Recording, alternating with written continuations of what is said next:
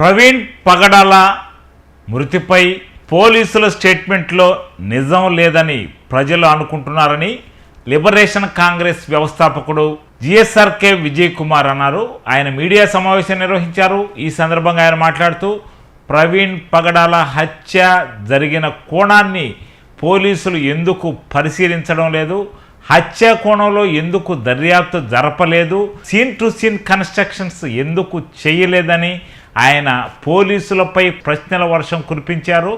రాష్ట్ర ప్రభుత్వానికి దీనిపై బాధ్యత ఉందని, రాష్ట్ర ప్రభుత్వం దీనిపై సరైన దర్యాప్తు చేయాలని ఆయన డిమాండ్ చేశారు. లేదా ఫ్యాక్ట్ ఫైండింగ్ కమిటీ రాష్ట్ర ప్రభుత్వం ఏర్పాటు చేసి నిజానిజాలు తేల్చాలని, రెండు రాష్ట్రాల్లో అనేక అనుమానాలు దీనిపై ఉన్నాయని ఆయన పేర్కొన్నారు. కొత్తగా ఏం కనిపెట్టారు పోలీస్ ఇన్వెస్టిగేషన్లో అనే అంశాన్ని తీసుకున్నప్పుడు సీసీటీవీ ఫుటేజెస్ గురించి వచ్చింది. ఇక్కడ మీరేం చెప్పారు, సీసీటీవీ ఫుటేజెస్ వైరల్గా ఉన్నాయంటే మేమిచ్చినే రైట్, అవి రైట్ కాదు, పరిగణలోకి తీసుకోవద్దు అన్నారు. అలాంటి ఈరోజు ఏం చెప్పారు, ఏవైతే వైరల్ అయినాయో అవే ఇన్వెస్టిగేషన్లో వచ్చినటువంటి అంశాలు చెప్తున్నారు. అలా అయితే మరి వైరల్గా ముందే జనాలకు వచ్చినటువంటి ఈ ఫుటేజెస్ ఎవరు ఇచ్చారు, వారికి ఎలా వచ్చింది, మీకు రానివి జనానికి ఎట్లా దొరికింది?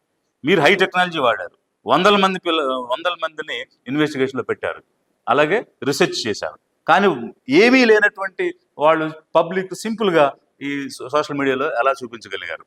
సో అంతేవిధంగా మరి వీటన్నిటికీ కూడా ప్రాపర్గా సమాధానం రావాలి. అంతేకాదు మేమేం డిమాండ్ చేస్తున్నామంటే అన్ని రకాల రా ఫుటేజెస్ మాకు కావాలి. మేము గతంలో కూడా చెప్పున్నాము, యాక్సిడెంట్ జరిగిన రోజు రాత్రి నుంచి తెల్లవారి బాడీ లిఫ్ట్ చేసే వరకు 14-15 గంటలు ఆ నయార పెట్రోల్ బంక్లో ఉన్న 3 కెమెరాల యొక్క సీసీటీవీ ఫుటేజ్లు కావాలని మేము గతంలో అడిగున్నాము. వీటితో పాటు ఇప్పుడు ఏవేవైతే మీరు చెప్పారో వాటికి సంబంధించిన రా ఫుటేజెస్ అన్ని కూడా మాకు కావాలి. పబ్లిక్ చూడాలనుకుంటున్నారు, మా సిబ్బంది వస్తారు, చూపించమని కూడా నేను పోలీస్ ఆఫీసర్స్ని రిక్వెస్ట్ చేస్తున్నాను. ఇకపోతే కీసర్ టోల్ గేట్ అనేటువంటి అంశానికి వస్తే ఇది చాలా మరి ఏం చెప్పాలో నాకైతే అర్థం కావట్లేదు. ఎందుకంటే మీరు చూపించినటువంటి ఫుటేజ్ గురించే నేను గతంలో ఏం మాట్లాడానంటే చాలా స్టడీగా ఫర్మ్గా ఆయన డ్రైవ్ చేసుకుంటూ వెళ్ళిపోతున్నారు అని మీరు చూపించారు. నేను దానికి ఒక బయట వచ్చిన వీడియోని చూపించాను. దానిలో స్పీడ్గా వచ్చి సెల్ఫ్ యాక్సిడెంట్ చేసుకుని పడిపోయినటువంటి అంశం చూపించారు మీరు. మరి ఏది నిజం? మొదట మీరు విడుదల చేసింది నిజమా, తర్వాత తను యాక్సిడెంట్ చేసుకుని నిజమా? ఏది నిజం? రెండిట్లో ఏదో ఒకటి నిజమైతే మరి రెండో తప్పే కదా.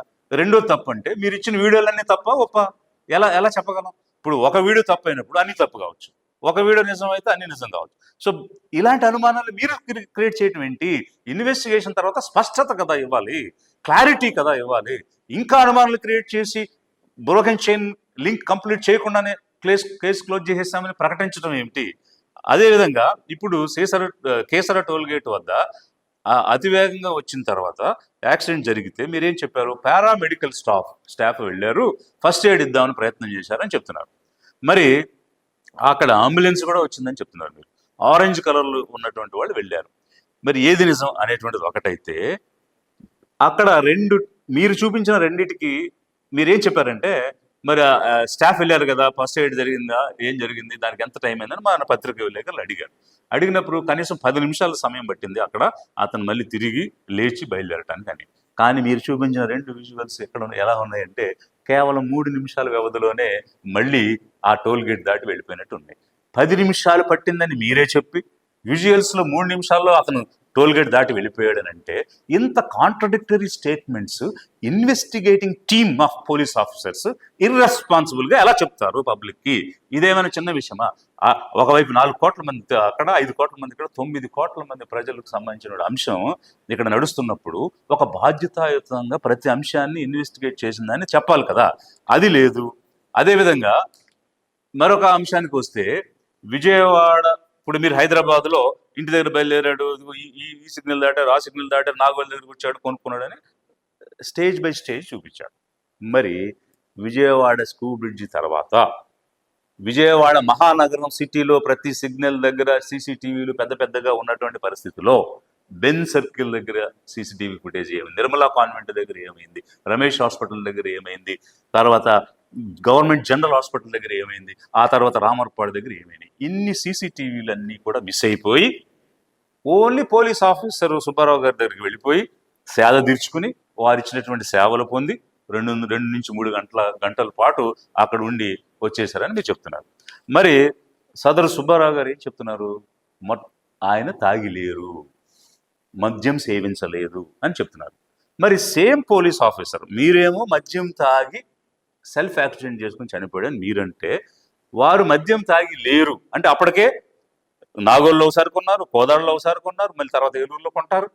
ఇన్నిసార్లు కొని తాగిన వ్యక్తి ఒక పోలీస్ ఆఫీసర్ ఇంటరాక్ట్ అయినప్పుడు తాగి లేడని చెప్తూ దానికి క్లియర్ ఎవిడెన్సెస్ ఉన్నాయి. మరి ఏ పోలీస్ ఆఫీసర్ చెప్పింది నిజమని తెలుగు రాష్ట్రాల ప్రజలు అనుకోవాలి. అది తాగి లేడనేది నిజమా, తాగి ఉన్నాడనేది నిజమా? ఒక తాగి ఉండుంటే మరి the so called sub inspector Subbarao గారు వారిని ఎందుకు నివారించలేదు? డ్రంక్ అండ్ డ్రైవ్ కింద ఎందుకు వారు కస్టడీలోకి తీసుకోలేదు? అందుకు సంబంధించిన చర్యలు తీసుకోలేదు? ఇవన్నీ కూడా ఎదురవుతున్నటువంటి ప్రశ్నలు.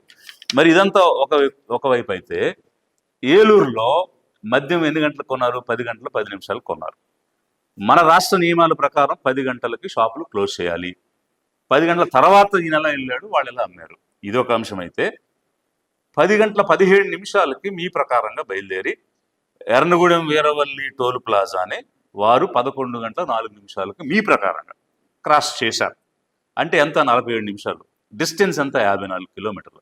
అంటే 54 కిలోమీటర్లు లైట్ లేని బైక్తో 47 నిమిషాల్లో క్రాస్ చేశారని మీరు చెప్తున్నారు. గూగుల్ మ్యాప్ ఏం చెప్తుందంటే బైక్ మీద అంత డిస్టెన్స్ 60 నిమిషాలకి మినిమంగా పడుతుందని గూగుల్ చెప్తుంది. పైగా అక్కడేమో మద్యం కొన్నాడు. కొన్నదాన్ని ఒకవేళ అతను ఫస్ట్ తాగుబోతు అయి ఉంటే గటగట తాగడానికైనా 5 నిమిషాలు పడుతుంది.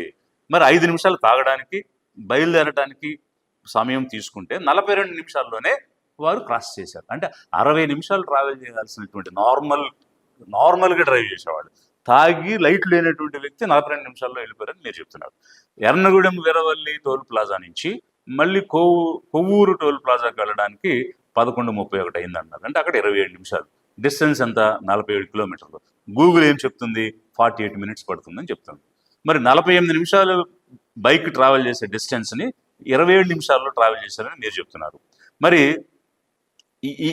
ఈ రకమైనటువంటి అంటే ఇక్కడ 12 గంటల 42 నిమిషాలు ఓవరాల్గా జర్నీని బైక్ మీద వారు ట్రావెల్ చేయడం జరిగింది. అంటే ఒక వ్యక్తి 12 గంటల 42 నిమిషాలు ప్రయాణం సొంతంగా బైక్ మీద చేసి ఎక్కడ భోజనం చేయడా, టిఫిన్ కూడా చేయడా, మంచినీళ్ళు కూడా తాగడా, కనీసం న్యాచురల్ కాల్స్ కూడా వెళ్ళడా, వాష్రూమ్స్ కూడా వాడుకోడా, అవేమి చెప్పలేదే. ఎక్కడ తిన్నాడని కానీ, ఎక్కడ కనీసం టాయిలెట్కి వెళ్ళాడని కానీ, ఈ విషయాలు ఏవి కూడా చెప్పలా. మరి కనీసం ఇప్పుడు మందు కొనుక్కున్న వ్యక్తి సాధారణంగా తాగినోడికి ఏముంటుంది? క్రైవింగ్ ఉంటుంది. ఇంకా తినాలి అంటే ఒక ప్రెగ్నెంట్ విమెన్ సిచ్యువేషన్ ఎలా ఉంటుందో ఒక డ్రంక్ చేసిన అంటే మెడికల్ ఆఫీసర్స్ ఇచ్చినటువంటి ఇన్ఫర్మేషన్. సో దీని ప్రకారం క్రైవింగ్ ఉంటుంది. మామూలుగా 100 గ్రామ్స్ తినేవాడు 150 గ్రామ్స్ తింటాడు అనేది జనరల్గా ఉండేట్టు ఒపీనియన్. అలాంటిదే మరి తాగిన తర్వాత అంత క్రేవింగ్ ఉంటే తిండి ఎక్కడ తినలేదే, తిన్నట్టు మీరు ఎక్కడ ఒక విజువల్ కూడా చూపించలేదే, ఎక్కడ కొనుక్కున్నట్టు కూడా మీరు చూపించలేదే, ఎందుకని? సో ఇట్లా అనేక రకమైనటువంటి ప్రశ్నలతో పాటు మీరు ఇచ్చినటువంటి ఇన్ఫర్మేషన్ ఏంటంటే హెడ్ ఇంజురీ ఉందని ఇప్పుడు చెప్పారు. మొదట చెప్పరా? మేము చెప్పాం. మేము మొదట అడిగిన ప్రశ్నల్లో అక్కడ లైవ్ విట్నెస్ ఒక వ్యక్తి చెప్పాడు. ఏమనంటే బాడీ ఎత్తేటప్పుడు హెల్మెట్ తీస్తే ముద్దగా పడిపోయింది రక్తం అని చెప్పాడు. సో అప్పటికే తెలుసు. పోస్ట్ మార్టం చేశారు. పోస్ట్ మార్టం చేసినప్పుడు యాక్చువల్గా అక్కడ ఉన్నటువంటి డాక్టర్స్ మీద ఉన్న అభియోగాలు ఉన్నాయి. Some Sunitha, some Krishnaraju, some Kannadi, వీళ్ళందరూ కూడా ఆఫీసర్స్ ఉన్నారు. అయితే ముందు రోజు అంటే నిన్నగాక మొన్న రోజు మీ డిఎస్పీ వీళ్ళందరూ కూడా హాస్పిటల్కి వెళ్ళి సూపరింట్ రూమ్లో కూర్చుని అప్పుడు రిపోర్ట్ రాయించి అప్పుడు నెక్స్ట్ డే వచ్చి చెప్పారనేటువంటి ఇన్ఫర్మేషన్ కూడా బయట సర్క్యులేట్ అవుతూ ఉంది. కృష్ణరాజు అనేటువంటి వ్యక్తి మీద పోలీస్ కేసులు ఉన్నాయి కాబట్టి ఒత్తిడి చేసి ఈ విధంగా రాయించారా అనే ప్రశ్నలు కూడా చాలా మంది రాజమండ్రి నుంచి ఫోన్ చేసి చెప్పడం జరిగింది. సో ఇవన్నీ పక్కకు పెడితే మీరు ఈ హెడ్ ఇంజురీ గురించి మొదట ప్రిలిమినరీ రిపోర్ట్లో ఎందుకు చెప్పలేదు, ఇప్పుడు కొత్తగా ఎందుకు చెప్తున్నారు? అది కూడా పబ్లిక్ బయటకు తీసుకొచ్చినప్పుడు మేము ప్రశ్నించినప్పుడు. అదేవిధంగా మళ్ళీ ఇంకా ఏం చెప్పారు మీరు? ఆల్కహాల్ గురించి ఆ రోజు చెప్పలేదు, ఈ రోజు కొత్తగా చెప్తున్నారు. మరి కాలు కాలింది అని ఆ రోజు చెప్పారు, ఫ్యాంట్ కాలలేదు. మరి కాలు కాలిందాన్ని మీరే చెప్పారు ప్యాథాలజీకి పంపించాము అని. మరి ప్యాథాలజీ రిపోర్ట్ కాలిన దాని మీద ఏమొచ్చింది అనేటువంటి అంశం కూడా మీరు చెప్పలేదు. రాపుడు గాయాలు ఉన్నాయని చెప్పారు. మరి బట్టలు ఎక్కడా చినగలేదు. ఎక్కడైనా అంటే వెరీ రీసెంట్గా గేట్ కాలేజ్ దగ్గర ఒక సిఐడి ఎస్ఐ కూడా యాక్సిడెంట్కి గురయ్యాడు.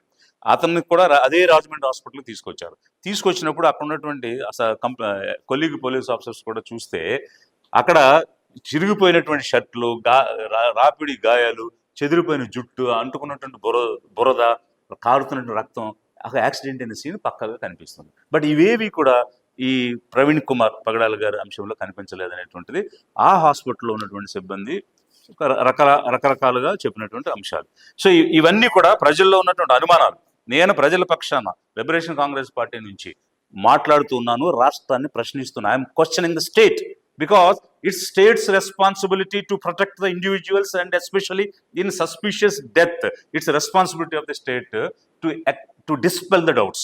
So అట్లాంటి సిచ్యువేషన్లో మరి ఇవన్నీ కూడా ఎందుకు క్లియర్గా చెప్పడం లేదనేటువంటిది ఒకటైతే, ఒక రెస్పాన్సిబుల్ సిటిజన్గా ఆర్టికల్ 51A ఫండమెంటల్ డ్యూటీస్ ప్రతి సిటిజన్కి ఇచ్చింది. మేము లిబరేషన్ కాంగ్రెస్ పార్టీ ద్వారా ఫండమెంటల్ రైట్స్, ప్రతి వ్యక్తికి హక్కులు రావాలి అని ఎలా పోరాడి చేస్తున్నామో, సిటిజన్ చేయాల్సిన డ్యూటీస్ గురించి కూడా మేము ఖచ్చితంగా మాట్లాడతాం. సో అందులో భాగంగా ఇలాంటి ఇన్సిడెంట్స్ మళ్ళీ జరగకూడదు, పునరావృతం కాకూడదు, లా అండ్ ఆర్డర్ ప్రొటెక్ట్ కావాలి అనేటువంటి అంశంలో భాగంగా prevention is better than cure. కాబట్టి మనము జబ్బు వచ్చిన తర్వాత నయం చేసుకునే కంటే రాకుండా కాపాడుకోవడం అవసరం. ఇలాంటి ఉదంతాలు పునరావృతం కాకుండా చర్యలు అప్రమత్తం ప్రజలు అవ్వాల్సిన అవసరం ఉంది. అందుకోసం నేను రాష్ట్రాన్ని ఐఎమ్ క్వశ్చనింగ్ ది స్టేట్. మీరు ఇలాంటి అంశాలను పునరావృతం కాకుండా నిజాలు అబద్ధాలు ఏమిటనేటువంటిది స్పష్టంగా ప్రజలకు తెలియచేయాలి. ఎందుకనంటే it's a crime against the state. So ఇట్లాంటి సిచ్యువేషన్లో ఒక ఎవాంజలిస్ట్ అది ఏ మతం చెందినవాడైనా కావచ్చు, అతను వ్యక్తిగతం కాదు, అతను ఒక కుటుంబానికి పరిమితం కాదు, is a public person, who ever it is, what ever may the religion. So అట్లాంటి సిచ్యువేషన్లో ఒక పబ్లిక్ యాక్టివిటీ జరిగినప్పుడు, ఒక పబ్లిక్ ఇంట్రెస్ట్ ఇన్వాల్వ్ అయినప్పుడు it's responsibility of the state to dispel the doubts. అది లిబరేషన్ కాంగ్రెస్ పార్టీ డిమాండ్ చేస్తూ ఉన్నది. అంతేకాకుండా ఇక్కడ వ్యక్తిగతంగా చూస్తే, అంటే నాకు వ్యక్తిగతంగా అయితే with any police officer I have good relations. For that example that IGP Ashok is a seasoned officer, he has a good track record. But ఇక్కడ ప్రజల అభిప్రాయం ఏ విధంగా ఉందంటే, ఇన్వెస్టిగేషన్ కాంప్రమైజ్ అయ్యింది. స్టేట్ ప్రొటెక్ట్ చేయాల్సిన స్టేట్ ఈరోజు నిజాలు చెప్పలేదు, అనుమానాలు తీర్చలేదు. ఇది ప్రజల్లో ఒక నిజంగానే యాక్సిడెంటా మీరు ప్రూవ్ చేయండి. నేను చెప్పినటువంటి సైంటిఫిక్ ప్రిన్సిపల్స్ ప్రకారంగా ప్రూవ్ చేసి ప్రజల్లో అనుమానాలు తీసేయండి. లేదు హత్య కోణంలో మీరు ఇన్వెస్టిగేట్ చేయండి. ఒకవేళ ఎవరు చేసి ఉన్నారు అనేటువంటి దాన్ని క్లియర్గా చెప్పండి. సో అవేవి చెప్పకుండా మీరు బ్రోకెన్ చైన్ లింక్ చేయకుండా ఇన్వెస్టిగేషన్ క్లోజ్ చేస్తున్నాం అనేటువంటిది ఎంతవరకు కరెక్ట్? ఒకవేళ మరి స్టేట్స్ రెస్పాన్సిబిలిటీ తీసుకుని సరైనటువంటి సమాచారం ఇవ్వలేకపోతే సిటిజన్స్గా మేము ఫ్యాక్ట్ ఫైండింగ్ జాయింట్ యాక్షన్ కమిటీని ఫామ్ చేసి సీన్ రికన్స్ట్రక్షన్ చేసి నిజాలు ఏమిటనేటువంటివి ప్రజలకు తెలియజేసేటువంటి ప్రక్రియలోకి వెళ్లాల్సి వస్తుంది. ప్రజలందరూ కూడా కోరుకుంటున్నారు, ఒక జేఏసీని ఫామ్ చేయండి, ఫ్యాక్ట్ ఫైండింగ్ చేయండి, సీన్ రికన్స్ట్రక్ట్ చేయండి, end to end broken chain లేకుండా, ఇన్ అడ్మిసిబుల్ ఎవిడెన్స్ కాకుండా అడ్మిసిబుల్ ఎవిడెన్స్ తోటి రండి అని చెప్పేసినటువంటిది ప్రజల నుంచి డిమాండ్ వస్తుంది. కాబట్టి మీరు మేము అడిగినటువంటి ప్రశ్నలన్నిటికీ, అనుమానాలన్నిటికీ స్పష్టత ఇస్తారా, లేక ఈ సోషల్ యాక్టివిస్టులు కానీ ఆర్గనైజేషన్స్ కానీ ముందుకు వచ్చి ఒక జాయింట్ యాక్షన్ కమిటీగా ఫామ్ అయ్యి ఫ్యాక్ట్ ఫైండింగ్ మిషన్ ద్వారా పబ్లిక్కి నిజాలు తెలియచేయాలా? I'm leaving it to the state. Depending upon the action response of the state మేము ముందుకు వెళ్తాం అనేటువంటి అంశాన్ని కూడా మీకు తెలియజేస్తున్నాను.